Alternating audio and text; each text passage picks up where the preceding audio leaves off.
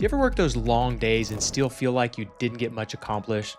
What I'm going to do in this video is I'm going to show you how to make $10,000 an hour. And yes, that is possible. I, like most busy entrepreneurs, used to work 60 to 80-hour weeks. Eventually, I learned an exercise called the Activities Assessment that showed me where I was wasting so much time and so much energy. And after going through this assessment, I realized where I needed to spend most of my time.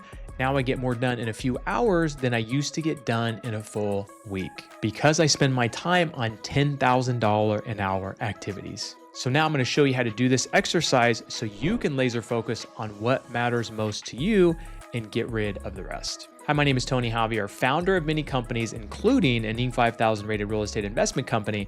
And I create these videos because I see so many entrepreneurs and executives work way too hard, and I want to show you how you can double your income working half the time. I'm fortunate enough to say that I own multiple businesses and only have to work an hour or less in any of these businesses.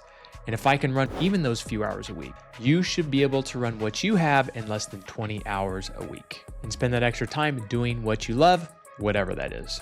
If you want to download this activities assessment, you can go to tonyjavier.com/assessment. All right, let's pull up the activities assessment and we'll go through this together.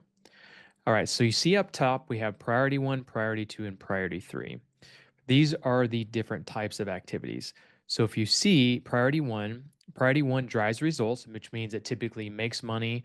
It pushes your vision forward. It's something that will drive the vision and the results of your business, right? These are typically money-making activities. Next, you love to do them, which means you get energized by them, right? You're great at it. You're not just good at it, but you're great at it. And they are highly important, right? Similar to drives results, they are very important to your business. These are like sales, marketing, things like that we'll kind of jump into here in just a minute. All right, priority number 2 may drive some results. You like to do them. You don't love to do them, but you still like to do them. You're pretty good at it, right? You're not great at it. You're not bad at it, but you're pretty good at it. And then number 2, it's pretty important, right? Priority 3 are things that you really need to get rid of that we'll talk about here in a little bit, but they are very low in results, meaning that if you didn't do them, there would not be anything lost. You do not like to do them. And you could say hate to do them. You are okay or not good at it, right? And it's not important. So what you do is, step number 1 is you need to evaluate each activity below. We'll get into that. If it meets 3 or 4 of these traits mentioned, that is the priority. You will tag it. Now, this is not going to be perfect. Sometimes you're like, is it 2 or 3? You can maybe put 2.5. Worst case, I would probably put it towards the lower. So if it's between priority 2 and 3, I'd probably err on the side of caution and call it a priority 3. Step number 2, you will decide if you keep it, delegate it, or delete it. And if you delegate it, then to who? And then step number 3, choose 3 number 1 priorities and laser focus on those and try to get rid of the rest. All right, now let's scroll down here. So now we're going to start listing activities. So let's say you're a real estate investor. Most of you watching this are probably real estate investors. So these are all of the activities that I could think of just top of my head that we could start with. So transaction coordination, marketing, lead management, sales, project management, property management, networking, planning, and strategizing, right? So let's go through these one by one. So we're not going to do the priority yet. All right, so let's go back up to this here. So transaction coordination, I can probably tell you, most of you, it's low in results, right? Obviously, deals need to close, so maybe it drives some results, right?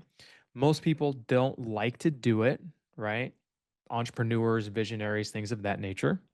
Most are not that good at it, and it's pretty important, but it's not super important, right? So I'm going to do this for me. So I'm going to take you through this exercise. I'm going to do it for me because most of you are probably similar to me, right? So for me, it's, again, drive some results. I would hate to do it. I am not good at it. I'm probably maybe okay at it just because I can be detailed when I need to. And to me, it's not that important, but it is pretty important, right? So you might call it a 2.5, but again, err on the side of caution. I would call this a priority 3, right? What dollar value is this, right?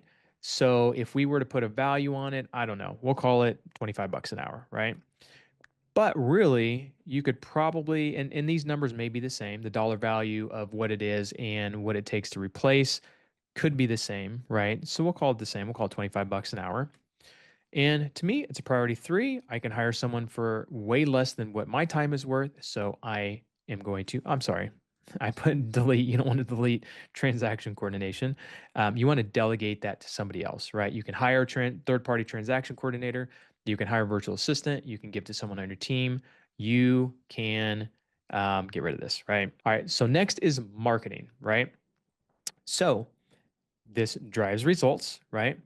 For me, I love to do it. In fact, I've tried to hire multiple people to take over marketing, and they're just not as good at it, and I kind of miss it when I let it go, right? So I love to do it. I feel like I'm good, maybe even great at it. I'm better than most, so I guess you'd probably say great, just because I've been doing it so long and learned from some of the most some of the biggest marketers in the game, right? I've been studying this for 20 some years. And it's highly important. It drives the business, right? So this is easy. This is a number one. So what is the value of marketing? I'm going to put $10,000 an hour. And by the way, these are hourly, right? Let me put dollar value just so we're on the same pace here.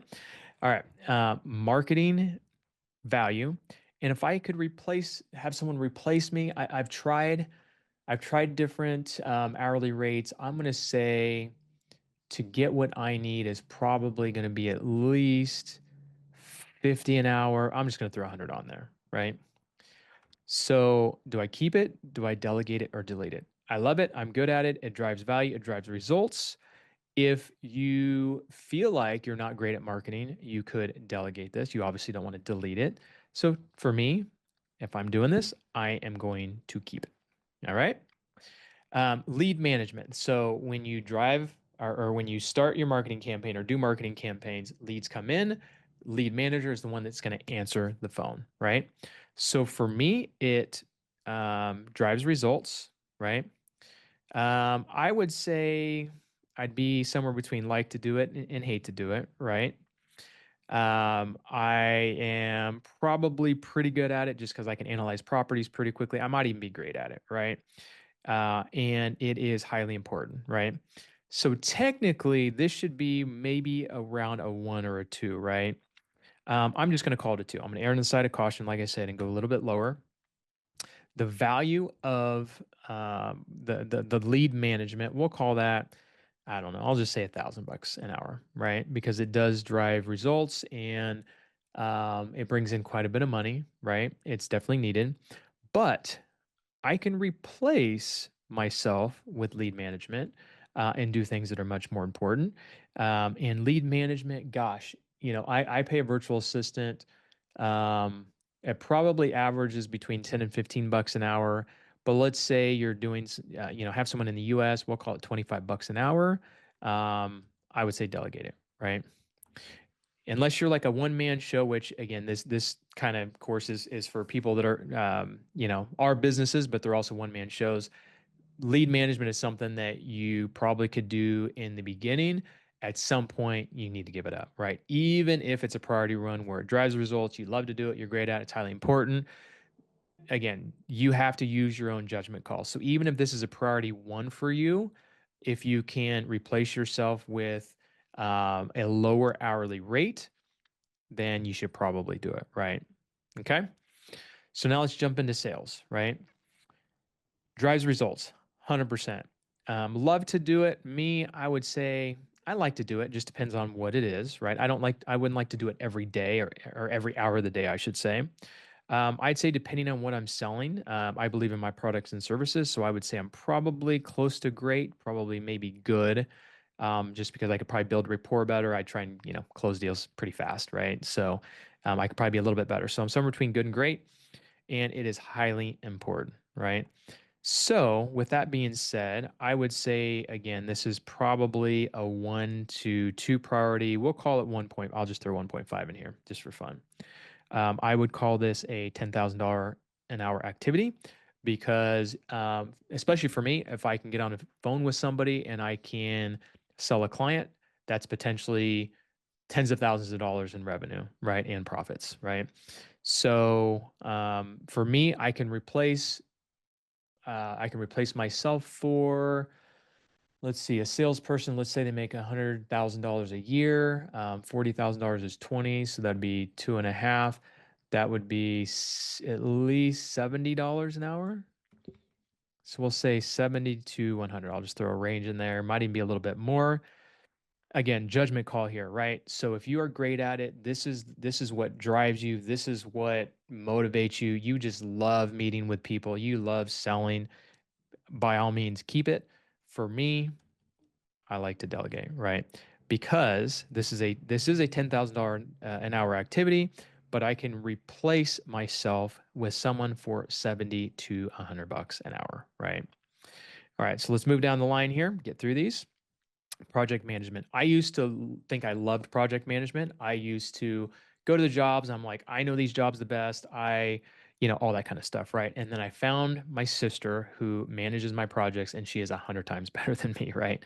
So, I would say this is somewhere that drives some results. Probably, could make or break a project or a deal. So I'd say it does drive results. For me, I'd like to do it. In fact, there were sometimes I hated to do it. So I'm somewhere floating in here. At the time, I thought I was good at it. I would say I'm still probably better than some or better than a decent amount of people. Definitely wasn't great at it. And it is pretty important to highly important, right? So I would say this is probably somewhere around a priority two task. I would say the value of this is I'm just going to throw $100 an hour in there, and I can replace myself with a very good project manager for, let's say, 80,000 a year. We'll call that $40 an hour. So this one's easy. Delegate for sure. If you are super detailed, you absolutely love meeting with contractors, you love the renovation process. Again, this is something that maybe you would keep. But if you are a business owner wanting to get to the next level, you should not be doing project management, right? I'm going to get through these here really quick. So property management is pretty much the same as project management. So without going through that too in depth there, I'm going to put a two on here. I'm going to put a value of, we'll call it $50 an hour. I own over 100 rental properties. So it does drive a lot of revenue. So it is pretty important, all those kinds of things. But I can hire a good property manager for 20, we'll call it $25 an hour, 100% delegated. Okay. Now I'm going to wrap up with a couple more here. Networking. Um, I'm probably just in here, right? Drive some results. Networking can be hit or miss, right? I kind of like to do it. I'm an introvert by nature, but if I'm around the right people, I get energy from good people. I'm okay at it. And I would say it's pretty important, right? So I'll keep that a priority two activity, right? Um, for some of you, it might be a priority one, right? Now, I will say it depends on what kind of networking. I go to masterminds and network with some pretty high level people. So, in that case, I would say that is probably a $10,000 an hour activity because I can go to an event, I can network with a few people, and basically build big businesses, right? There's one business in particular that my media company, some of you guys know about, does millions and millions of dollars a year. And it wasn't necessarily networking, but it was talking with someone in a mastermind online. So it was kind of a networking thing, right? I could probably hire someone for, I don't know, let's call it $80 an hour, right? This I think I would probably keep, right? I'm actually thinking about hiring someone for one of my businesses to do networking, but I would say if you're looking at it from a higher level perspective, going to mastermind events and things of that nature, I actually do send my team to some events. So to me, actually, this is a hybrid. I actually network a lot, but then I also send my team to a lot of things, right? Um, so let's finish with planning and strategizing, right? For me, definitely drives results. They say that every minute of planning you can get two back in productivity or even more. I love envisioning things. I love planning it. Well, actually, maybe not like detailed planning, but like brainstorming, networking, things of that nature. I'm very good at it because I'm very good at figuring things out. They say your income is in direct proportion to how you figure things out. I feel like that's one of my superpowers is figuring things out. And I would say that is highly important because if you can sit down, you can strategize, you can plan, you can just with one meeting whether it's with yourself or with other people, take the business in a completely different direction, right? So for me, this is a one activity. This is a $10,000 an hour activity. And, I could probably give this to somebody else. And if I wanted them to strategize at a high level, let's call it 100 to 250 bucks an hour, right? If you give this to someone who plans and strategizes, they're a consultant or whatever, you're probably going to pay anywhere from 100 to 250 bucks an hour. Or if you hire someone in your team that's very high level, that's probably what you're going to pay. So I am going to keep that. So if you look, I have 1, 2, 3 things here. I'm going to highlight in green that I am going to keep, right? So as I mentioned, you're going to choose the top 3 number 1 priorities, which is 1. This was number 2 for me here, but we'll you know what I'm saying here. And then a 1 here. But look, $10,000. Remember I talked about sales. That's something I would not want to do, a lot of. So I kind of give that to my team to do. But I will network and I will and go to masterminds and I will plan and strategize, right? All right, so there it is. That is the activities assessment. I would motivate you if you did not do it while I was recording this video or while you were listening to this video, time block some time to do it. In fact, I would try and do it right after this video if you can. This will change the way you think about what you do throughout the day. So remember, step number 1, evaluate each activity. If it meets 3 or 4 of the traits of the priorities, that's the priority it should be. Number 2, do you want to keep it? Do you want to delegate it? Or do you want to delete it? And number 3, choose 3 things you do and try and do those the most and try to get rid of everything else. So after you do this, time block another time, 90 days to do the same thing, and do this several times a year. What you're gonna find is times change, right? You hire people, your businesses change, you add things, chances are there's gonna be 1 or 2 activities that stay with you forever, but there's gonna be activities that you thought were priority 1 activities, but all of a sudden became priority 2 or priority 3. I hope this video helped you to think about how valuable your time is, because again, your time is the most valuable. You need to be selfish with your time, and you need to dedicate your time on things that really drive you, that energize you, that drive the business, that just feel really good to you. That's the way you succeed in business, and that's the way you have longevity in business. So if you like this video, you're gonna love the next video on how to plan your days.